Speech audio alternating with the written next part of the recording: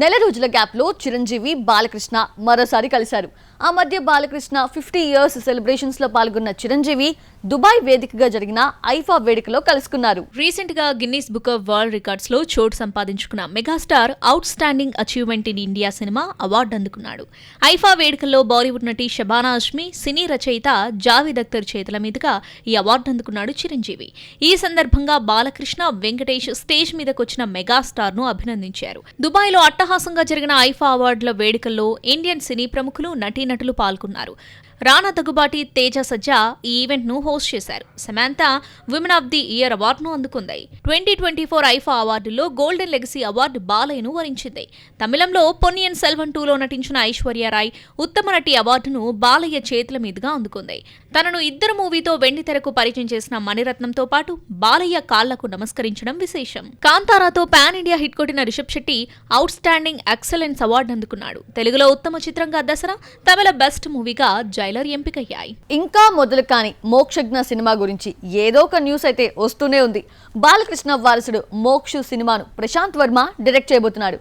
Heroine ఎవరో చెప్పకపోయినా ఓ పేరు మాత్రం తెగ వినిపించేస్తోంది. ఆమె ఎవరో చూసిద్దామా? మోక్షజ్ఞ మూవీ అనౌన్స్ చేయడానికి ముందు నుంచి హీరోయిన్ శ్రీలీలే అంటూ ప్రచారం జరిగింది. దీనికి కారణం బాలయ్యే. భగవంత్ కేసరిలో బాలయ్య కూతురుగా శ్రీలీల నటించింది.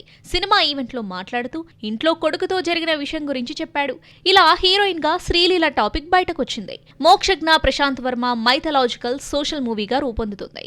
హనుమాన్లా రామాయణంను టచ్ చేస్తాడో లేదంటే మహాభారతంతో లింక్ కలుపుతాడో గాని ప్రశాంత్ వర్మ సినిమాటిక్ యూనివర్స్ లో భాగంగా మోక్షు మూవీ రూపొందనుంది. హీరోయిన్ పేరు అనౌన్స్ చేయకపోయినా ఆ మధ్య ఖుషీ కపూర్ పేరు వినిపించింది. ఇంకా రివీల్ చేయకపోయినా మోక్షు పక్కన శ్రీలీలే దాదాపు సెలెక్ట్ అయిందని సమాచారం. శ్రీలీల నటిస్తున్న క్రేజీ ప్రాజెక్ట్ ఉస్తాద్ భగత్ సింగ్ ఇప్పట్లో సెట్స్ పైకి వచ్చే ఛాన్స్ లేదు. మరోవైపు నితిన్ తో జతకట్టిన రాబిన్ హుడ్ షూటింగ్ దాదాపు పూర్తయింది.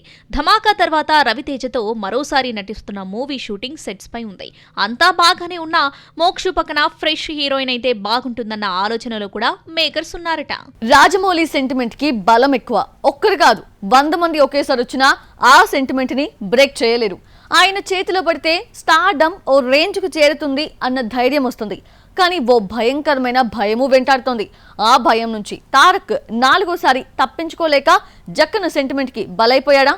ఎలాగో ఇప్పుడు చూద్దాం. రాజమౌళి దర్శకత్వంలో నటించిన హీరోకు నెక్స్ట్ మూవీ ఫ్లాప్ పడాల్సిందే. ఈ సెంటిమెంట్ కు బ్రేకులు పడాలని ఫ్యాన్స్ ఎన్ని పూజలు చేసినా, బలంగా కోరుకున్నా రాజమౌళి సెంటిమెంట్ ముందు ఇవన్నీ తేలిపోతాయి. స్టూడెంట్ నంబర్ 1 నుంచి దేవర వరకు ఈ సెంటిమెంట్ సాగుతూనే ఉంది. RRR బ్లాక్ బస్టర్ తర్వాత దేవరతో ఎన్టీఆర్ రాజమౌళి సెంటిమెంట్ కు బ్రేకులేస్తాడు అనుకుంటే చివరికి సెంటిమెంటే గెలిచింది. రాజమౌళి సెంటిమెంట్ కు ఎన్టీఆర్ ఎక్కువ సార్లు బలైపోయాడు. స్టూడెంట్ నంబర్ 1 హిట్ తర్వాత తారక్ సుబ్బు మూవీతో ఫ్లాప్ చూశాడు. సింహాద్రి వంటి సిల్వర్ జూబ్లీ మూవీ తర్వాత వచ్చిన ఆంధ్ర వాళ్ళతో డిస్ట్రిబ్యూటర్స్ ఘోరంగా నష్టపోయారు. యమదొంగ తర్వాత కంత్రీతో ఫ్లాప్ సెంటిమెంట్ కంటిన్యూ చేశాడు. RRR తర్వాత వచ్చిన దేవరతో సెంటిమెంట్ సంపూర్ణమయ్యింది. RRR తర్వాత రామ్ చరణ్, ఎన్టీఆర్ నటించే నెక్స్ట్ మూవీస్ సక్సెస్ అవుతాయా లేదా అన్నది అందరిలో ఉండేది. ఇదే భయం చిరంజీవికి ఉన్న అభిమానుల్లో ధైర్యం పెంచేలా ఆచార్య బ్రేక్ చేస్తుందని సినిమా ఈవెంట్ లో మాట్లాడాడు. సెంటిమెంట్ బ్రేక్ అవుతుందని చిరంజీవి ఎంత కాన్ఫిడెంట్ గా చెప్పినా నిజం కాలేదు. RRR తర్వాత చెర్రీ నటించిన ఆచార్య నిరాశపరిచింది. కొరటాల వంటి సక్సెస్ఫుల్ డైరెక్టర్ ఉన్నా తండ్రి కొడుకులు కలిసి నటించిన ఆచార్యకు భారీ నష్టాలు తప్పలేదు.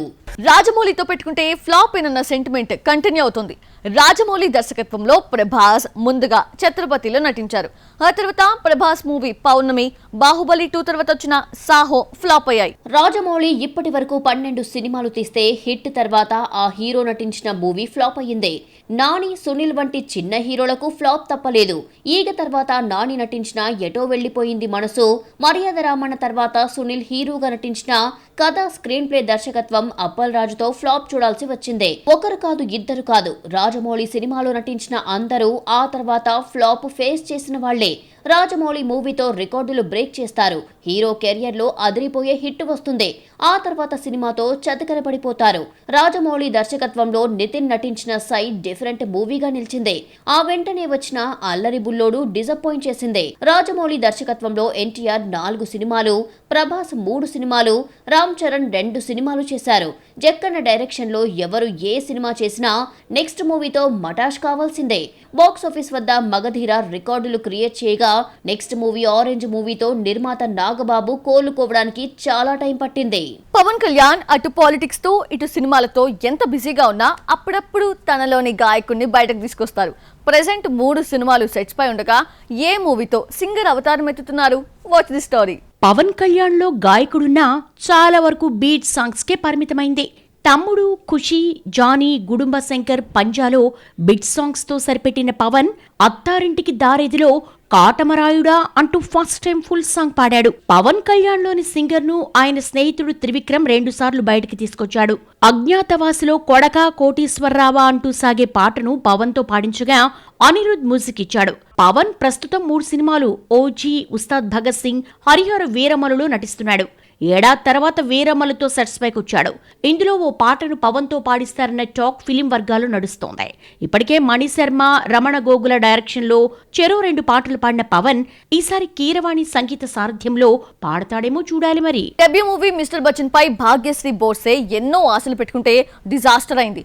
ఫస్ట్ మూవీ కోసం చాలా కష్టపడింది. ఫలితం దక్కకపోయినా వెంటనే దుల్కర్ తో జతకట్టే ఛాన్స్ అందుకుంది భాగ్యశ్రీ.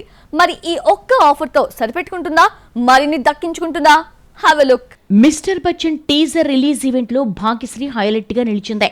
దీంతో ఎవరీ భామా అంటూ నెటిజన్లు గూగుల్లో సెర్చ్ చేయడం స్టార్ట్ చేశారు. చూడటానికి ఓకే, డాన్స్ కూడా బాగానే చేస్తోంది. అయితే ఈ అమ్మడి యాక్టింగ్ స్కిల్స్ సోసోగానే ఉన్నా ఈ కొత్త అందం కుర్రకారును కట్టిపడేస్తోంది. మిస్టర్ బచ్చన్ కోసం భాగ్యశ్రీ పెట్టిన ఎఫర్ట్స్ అంతా ఇంత కాదు. ఎలాగైనా తెలుగులో సెటిల్ అవ్వాలన్న లక్ష్యంతో తన పాత్రకు తానే డబ్బింగ్ చెప్పుకుంది. అందాలను ధారపోస్తుంది.